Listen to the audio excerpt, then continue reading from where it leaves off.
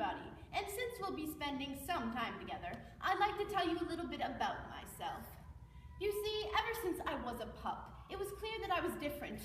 I tried to fit in, but never could. As I grew, I saw my other litter mates being chosen by their new families, but for some reason, I never was. Come on, boy, fetch the stick. But why? Won't you just throw it again? It's an exercise in futility. I don't want this one, Mommy. He's sarcastic. Wait, come back! Throw the stick. I'll stay out here, I'll even shake hands. Bark! Bark!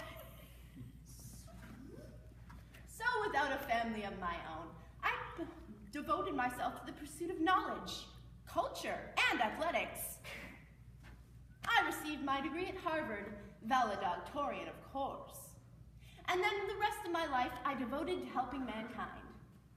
I pioneered new techniques in alternative energy, solved geopolitical problems around the globe. Peace. And in my spare time, I invented the fist bump, planking, tearaway pants, the backside ollie, auto-tune, and Zumba.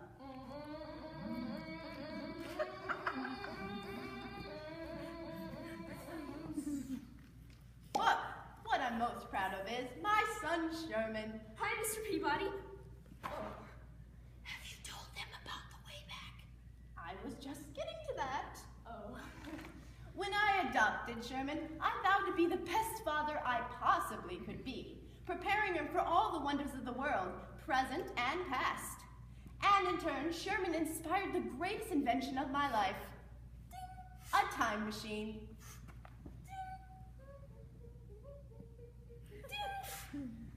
Of course, with time travel, it can be a bit unpredictable. There are a few mishaps that tend to happen.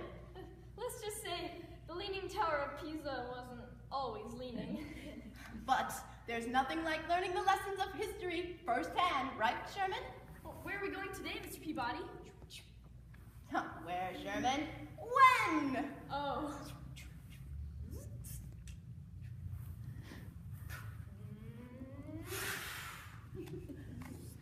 The French Revolution, 1789.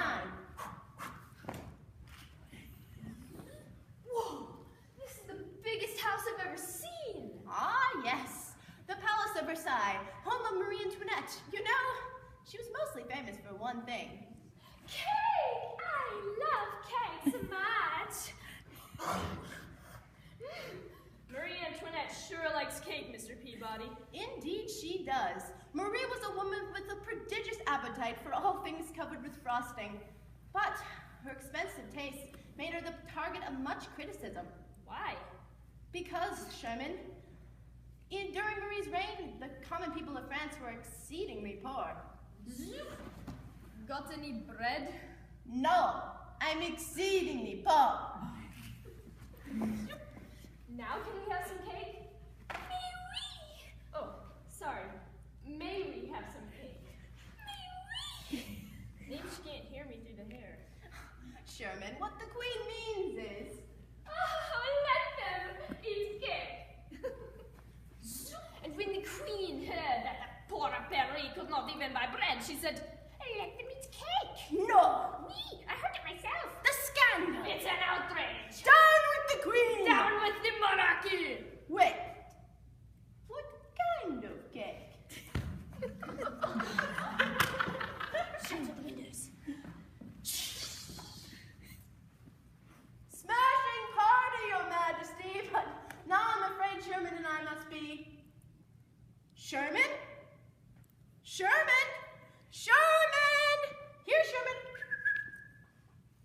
Hey, Mr. Peabody. What are you doing in here? Trying these other cakes.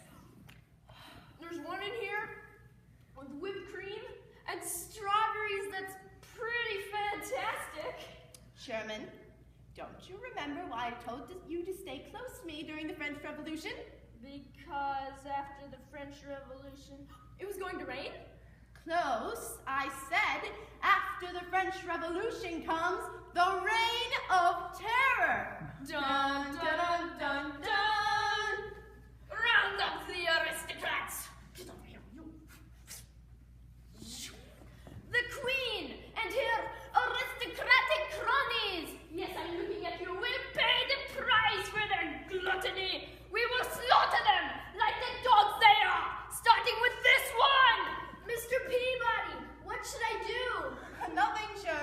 stay right there. But Mr. Peabody.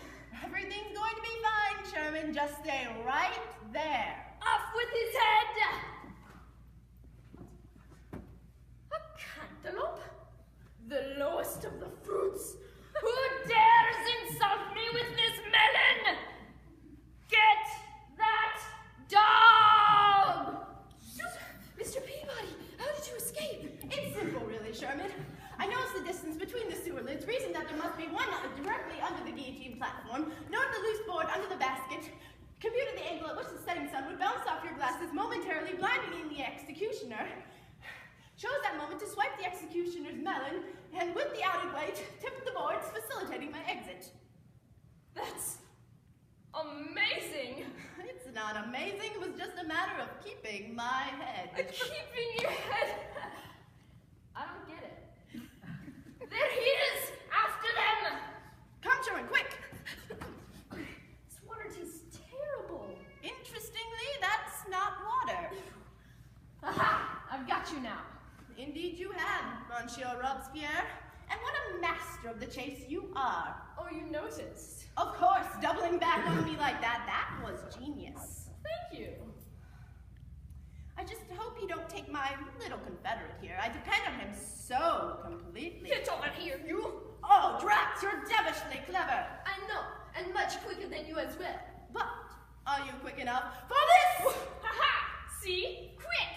Quick, yes, but not too smart. Another cantaloupe! Good thing I brought an extra sword! Looks like it's time for a little fencing, Sherman.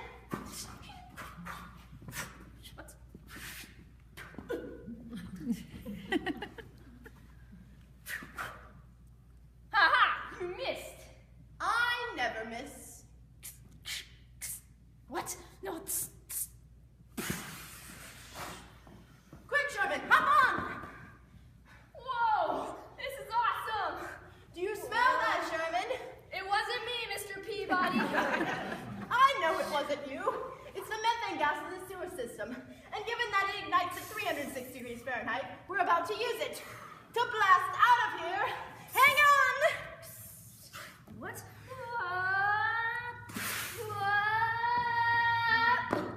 Nice landing, eh, Sherman? Ouch. So what did you learn today, Sherman? The French Revolution was crazy. How so? All those guys getting like their heads chopped off, no one standing up and saying it wasn't right. And think, Marie could have avoided the whole revolution if she'd simply issued an edict to distribute bread amongst the poor. But then, she couldn't have had her dessert. Why not, Mr. Peabody? Because, Sherman, you can't have your cake and edict too. I don't get it.